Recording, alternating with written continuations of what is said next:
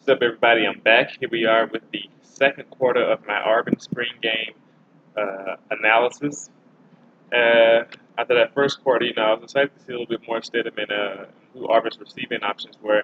In the previous years, they've had a bit of struggles throwing the ball, not only because of injuries to the quarterback situation and inconsistent quarterback play, from Jeremy Johnson and injuries to Sean White, but also because receivers were dropping passes, and that's been going on since about the 2014 season. So I was interested to see how much progress would they be able to make in the passing game with the new offensive coordinator, Chip Lindsey. So enough of the talk, though. I'm going to jump right into it. So here at the start of the second quarter, you had the shotgun formation for Stidham. He had an excellent pocket, so the offensive line is pass protecting well again. Stidham throws a beauty, I called it a beauty, to number 81. I think that's Darius Slayton, down the left sideline. He hits him in stride, just beautifully. Like it just goes right into his hand as he runs out. He couldn't have thrown it better. Like it was just perfectly placed toward the sideline and led his receiver away from the defender so he couldn't get hit, and he was able to run under the ball. Only way possibly it could have been better is if he was somehow able to keep the receiver, inbounds and let him run in for a touchdown. But that was good enough. Let's see where we're going next. And then so keep in mind here that their quarters were 12 minutes long. Remember I told you this, the quarters, at least the first two, are 12 minutes long. They were back at the line of scrimmage after that play at the 11-minute, 46-second mark. So they snapped it at 12 minutes, and we're back at the line of scrimmage snapping the next play at 11 minutes and 46 seconds. That's crazy. And it was a quick snap run from the shotgun formation, and it was for a touchdown. So Auburn likes to do that. That's saying I noticed them. This is not just a spring game thing. They do this in their real games as well. They'll get a big play. I think it's like 5 to 10 yards, and they'll automatically get back to the line of scrimmage and run another play. Either they will run the same play or they'll run a running play. And this time they did a quick snap run from the shotgun formation for a touchdown. So you got to be on the lookout for that when you're playing Auburn. They had to be set before, like I said, they had to be set before the 11-minute, 46-second mark. So they got to the line of scrimmage probably in like 7 seconds, changed the play, and snapped it. It's crazy. Then when the white team got the ball back, Woody Barrett came in again, and he was sacked on the second down play after they ran on first down. He took another sack, but it happens. That first team Auburn defensive line is pretty strong. Next play, at the 10-minute, 33-second mark, Barrett gets the ball out pretty quick to John Franklin III. So a lot of you may remember him from last year, from Last Chance U. He made a switch to wide receiver this year. He's going to be in the slot, still wearing number 5. John Franklin bobbles the ball, but he catches it. So that's something to look out for, to see John Franklin kind of get the mechanics of being a receiver and how to catch the ball. So we'll see how he progresses. The first play on the next blue team drive, there was a quick screen to Hastings, number 33, the little short, quick guy I was talking about in the previous video. It was executed well, but the ball was stripped out. Like he called the ball while in motion, was able to keep running up the field, get some first down yardage, but he was stripped, and it was a turnover. So white team got the ball back at the 9-minute, 46-second mark. The blue team defense sent a blitz at Malik Willis, the other freshman quarterback. But Willis threw a nice pass down the right sideline. But the cornerback had the receiver locked up, so this is the first team cornerback here. Receiver really couldn't get loose, and the safety was there as well. Number 28, the safety. I believe he was Matthews. I don't remember his name at the moment, but I think it was Matthews. And they locked it up pretty well.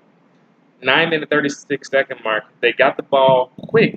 They got the ball out quick to John Franklin, trying to get him in space. So I think that'll be something you should expect to see from Auburn a lot when they want to get John the ball. Quick passes out to the flat, quick screens, out route, things like that. 9-minute, 2-second mark. Malik Willis tries to take off on a scramble. And he did, and he's pretty successful there. Because number 4 from the Auburn defensive line, I think number 4, I don't remember his name, but he pushed the left tackle pretty well, and that's why Willis had to get out of there. 8-minute, 15-second mark. There's a good protection for Stidham, so they're back on the blue team offense. Again, I was going to say, albeit number 71, I believe he's the right tackle, was being pushed on an inside move, so the defensive lineman went to the outside and got to the inside, and number 71 was pushed back a little bit, but he still held up solidly. Stidham hit number 81, Slayton, on an intermediate out route. So it wasn't a short out route. He went up about 10 yards and then went to the outside. It was a nice pass with good timing. The wide receiver, Slayton, caught it as he was stepping out of bounds. So, like, he caught it, got his 2 steps down as he was catching the ball, and went right out of bounds. So it was like perfect timing and perfect accuracy and touch by Stidham to get the ball in that place where he was able to do that and not worry about the hit or anything like that.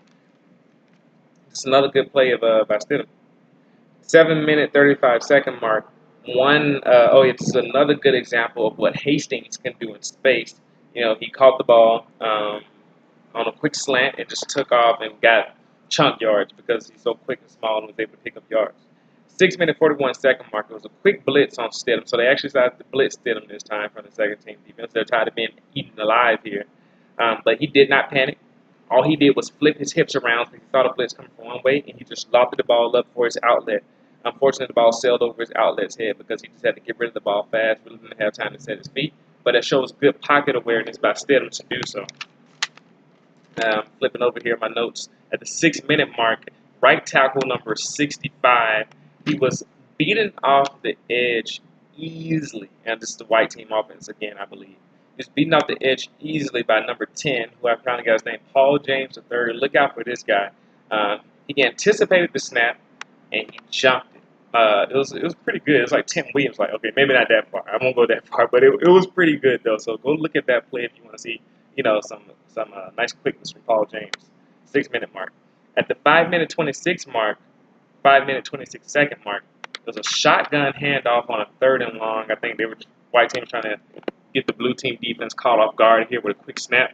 But the defensive tackle number 79 grabbed the back with one arm. I repeat, with one arm, and brought him down. So strong guy there. The 4-minute 45-second mark, 4-minute 54-second mark. Stidham, he's out there again for the blue team, first team. They had 3 people, excluding Stidham, behind the line of scrimmage. So you would assume this is a running play, but this is one of Auburn's mistakes. This is how they get you. They motion from the slot. Let me see. Yeah, they motioned from the slot receiver or far out receiver, whichever one he was, but it was actually a running back. I think it was Cam Martin. They brought him to the set left of Stidham.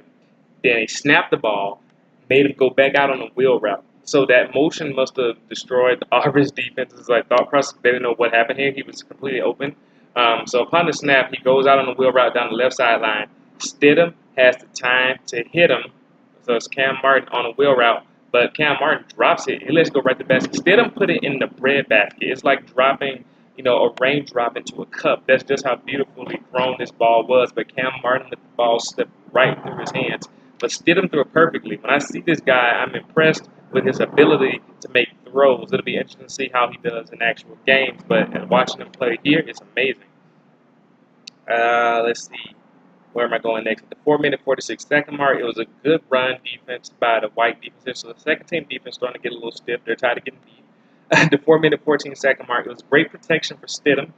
Again, he steps up in the pocket and he hits number 3, who was Nate Craig Myers. That's another guy to look out for, I told you before, on a dig route. And he had enough arm strength and touch to put it in between the cornerback and the safety before he was able to take a hit. The receiver had time to catch the ball and cover himself. It was a tight window.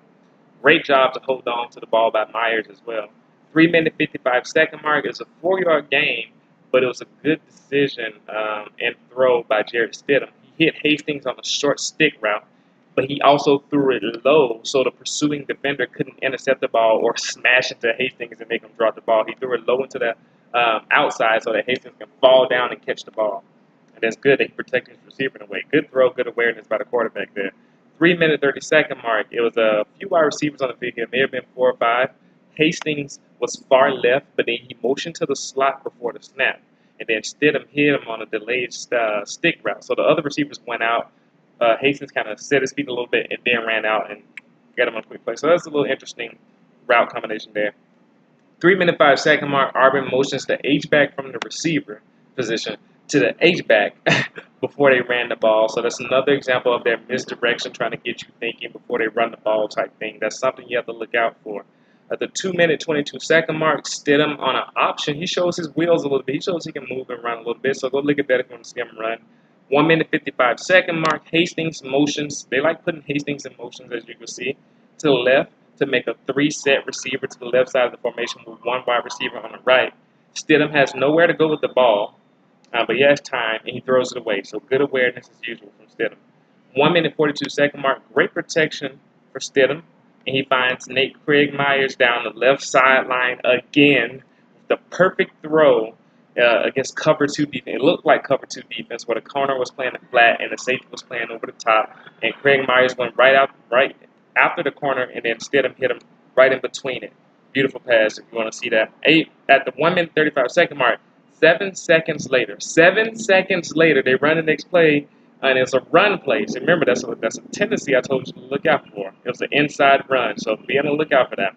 1 minute 2 second mark, the goal line run was stuffed by the white defense, but the excellent play that they made, they stuffed them in the backfield, but the other defender hit the running back. The ball popped out and landed into Stidham's hands, and he runs in for a touchdown. That was just a funny series of events.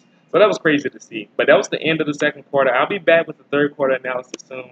Thanks for paying attention. Let me know what you think about those Stidham passes. Leave your comments. I'd love to see what you have to say. See you next time.